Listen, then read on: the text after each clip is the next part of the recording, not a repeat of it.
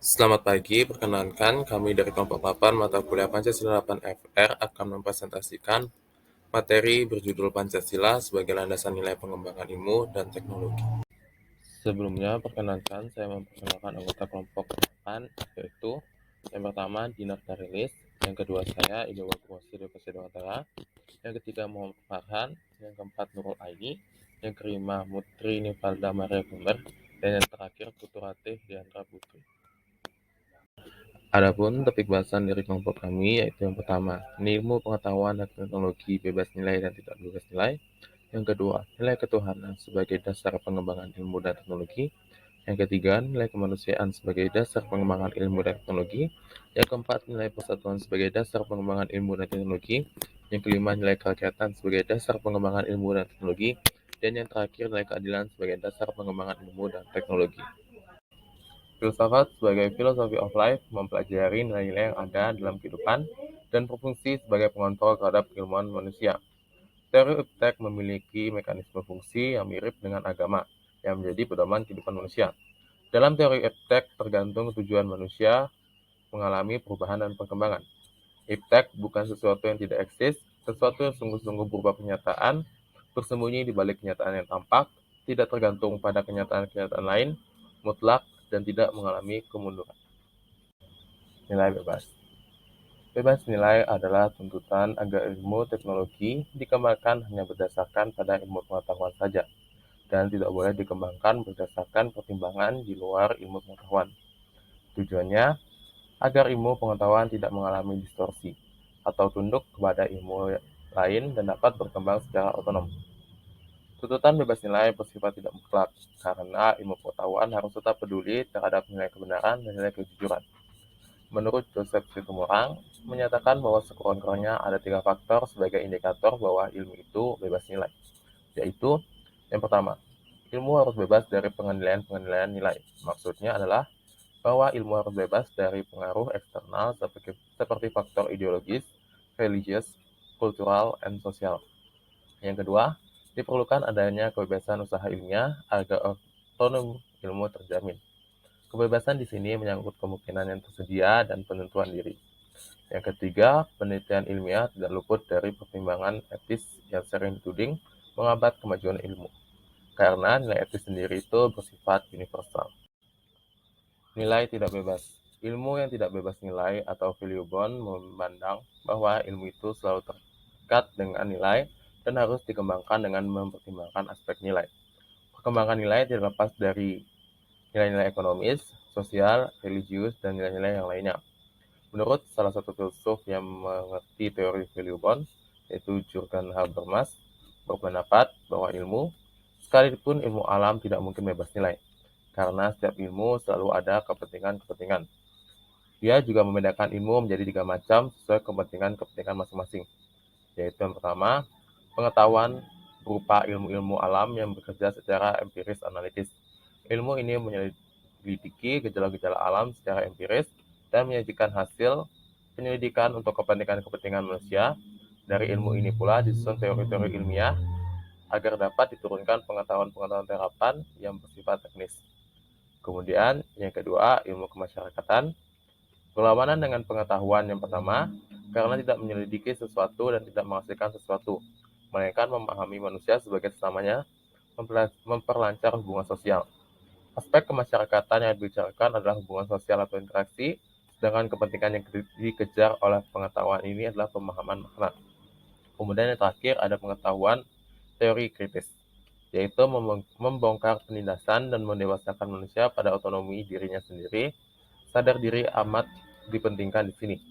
Aspek sosial mendasarinya adalah dominasi kekuasaan dan kepentingan yang dikejar adalah pembebasan atau emansipasi manusia.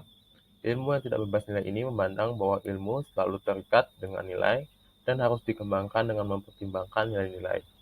Ilmu jelas tidak mungkin bisa terlepas dari nilai-nilai kepentingan baik politik, ekonomi, sosial, keagamaan, lingkungan, dan sebagainya. Baik, selanjutnya ada pemaparan dari nilai sila Pancasila sebagai dasar pengembangan ilmu dan teknologi. Baik, selanjutnya saya akan memaparkan dan menjelaskan nilai ketuhanan sebagai dasar pengembangan ilmu dan teknologi. Jadi di sini bahwa setiap ilmu pengetahuan dan teknologi iptek yang dikembangkan di Indonesia ini haruslah tidak bertentangan dengan nilai-nilai yang terkandung pada Pancasila, terutama pada sila pertama yaitu ketuhanan yang Maha Esa. Untuk nilai ketuhanan yang Maha Esa ini mengandung arti adanya pengakuan dan keyakinan bangsa terhadap adanya Tuhan sebagai pencipta alam semesta. Dengan nilai ini menyatakan bangsa Indonesia merupakan bangsa yang religius, bukan bangsa yang ateis. Jadi untuk warga negara Indonesia diwajibkan memiliki satu agama atau keyakinan yang sudah diresmikan. Lalu untuk nilai ketuhanan juga memiliki arti adanya pengakuan akan kebebasan untuk memeluk agama, menghormati kemerdekaan beragama, tidak ada paksaan atau berlaku diskriminasi antar umat beragama. Baik, selanjutnya saya akan memaparkan contoh perilaku ketuhanan yang Maha Esa sebagai dasar nilai dan perkembangan teknologi. Di sini ada mengimplementasikan ilmu pengetahuan, mencipta perimbangan antara rasional dengan irasional, antara akal, rasa, dan kehendak.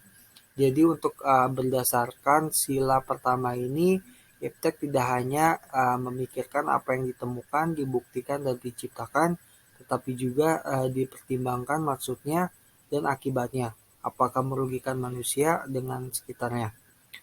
Untuk pengolahan ini diimbangi dengan pelestarian. Sila pertama ini menempatkan manusia di alam semesta bukan sebagai pusatnya, melainkan sebagai bagian yang sistematik dari alam yang diolahnya. Jadi untuk yang kedua, di sini ada pengembangan ilmu pengetahuan harus menghormati keyakinan religius masyarakat karena bisa saja perkembangan ilmu teknologi bertentangan dengan kegiatan religius. Untuk sejauh ini, ilmu teknologi dan kegiatan religius merupakan hal yang berbeda. Jadi mereka memiliki logikanya masing-masing. Selanjutnya ada nilai kemanusiaan sebagai dasar pengembangan ilmu dan teknologi.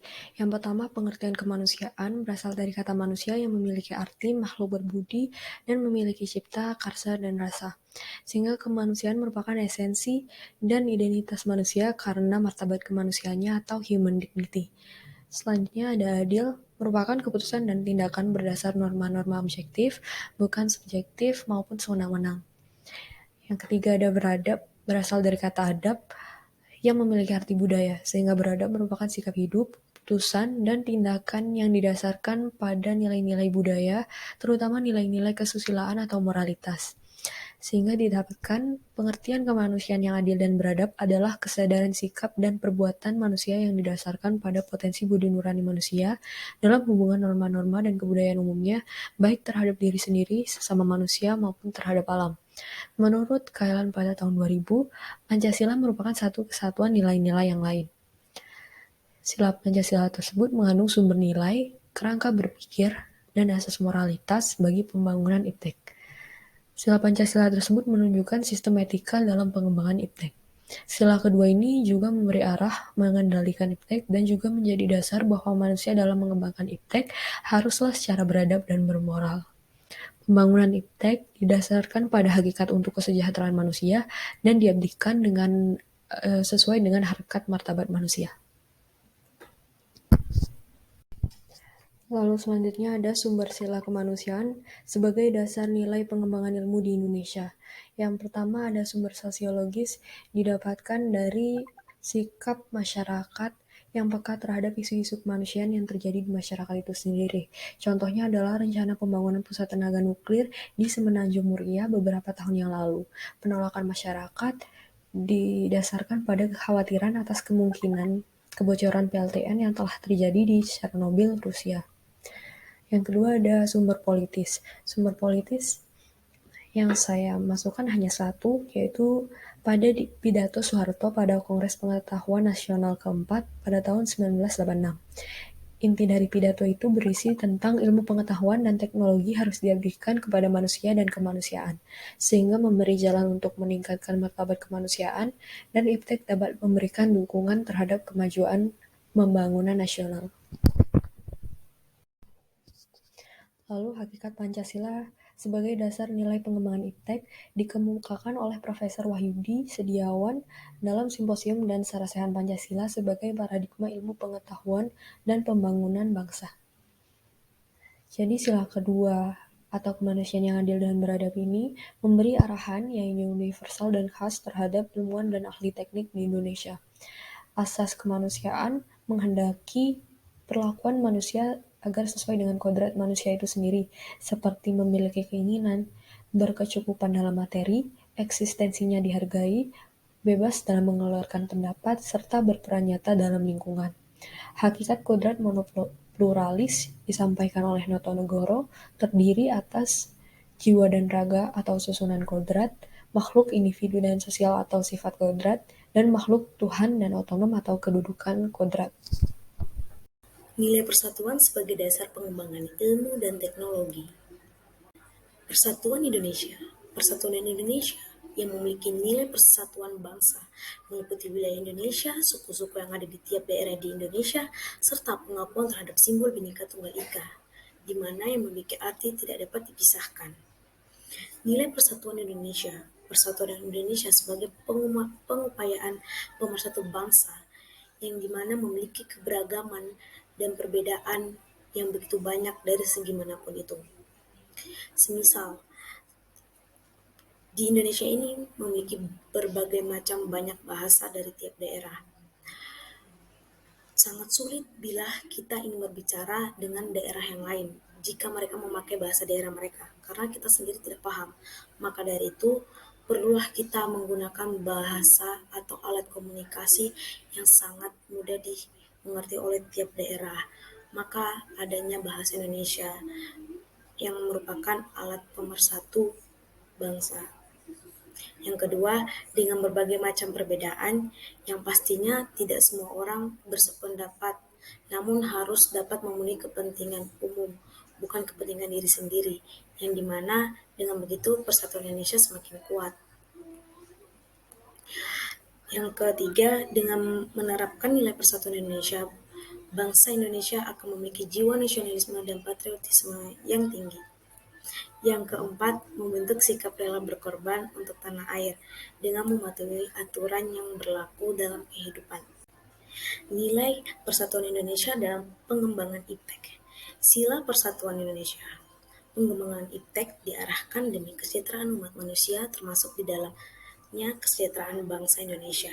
Pengembangan iptek hendaknya dapat mengembangkan rasa nasionalisme, kebersamaan bangsa, serta keluhuran bangsa sebagai bagian dari umat manusia di dunia.